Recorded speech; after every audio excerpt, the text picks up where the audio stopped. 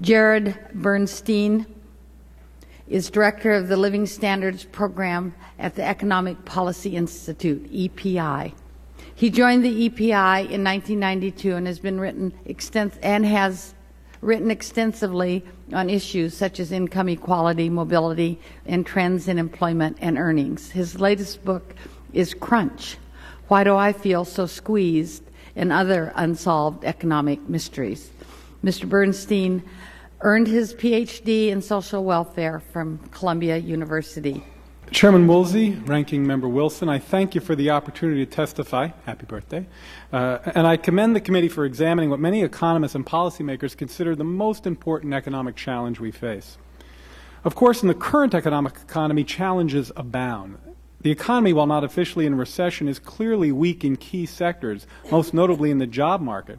As we meet today, even as the economy continues to expand, the paychecks of middle-income persons are falling behind their families' economic needs, and living standards are sliding. Though these problems are of recent vintage, they're also a microcosm of the topic we're here to discuss today, the inequality of economic outcomes.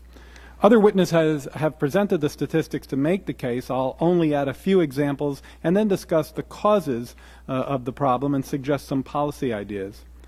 The gap between the economy's growth and the income of the median family in the 2000s in this business cycle is one of the clearest examples of the inequality phenomenon.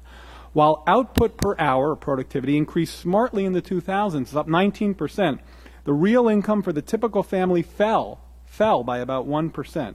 Given the concentration of growth at the top of the income scale, middle-income families responsible for creating that growth are failing to reap its benefits. The increase in inequality is remarkably consistent across data sets, income definitions, and other adjustments.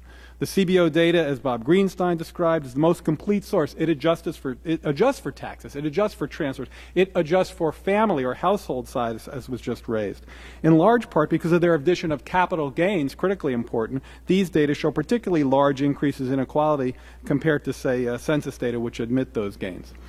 Consumption inequality trends reflect those of income inequality. Again, in the 2000s, spending data revealed that expenditures fell 3% real for households in the bottom 2/5, relatively flat in the middle, and up 7% for households at the top of the scale.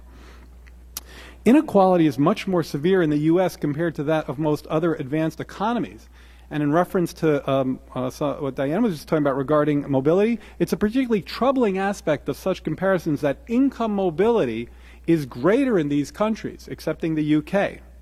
Now, these differences are also often raised to suggest that more extensive social protections in Europe and the Nordics hurt their macroeconomy, but the evidence belies this claim.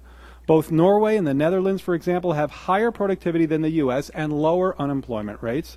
Excluding the U.S., average OECD employment growth was greater in the 2000s than it was here, and poverty was considerably lower. Now, turning to causes, increased inequality of labor earnings is usually attributed to technological change and the unmet demand of employers for skilled workers. Now, the idea here is that the production of the goods and services in the economy has become more complex, and employers need more highly skilled workers. When the supply of such workers is low relative to employers' demand, the relative wage increases. Now, this common sense explanation certainly makes sense and describes a relevant dimension of the problem, but it's too reductionist.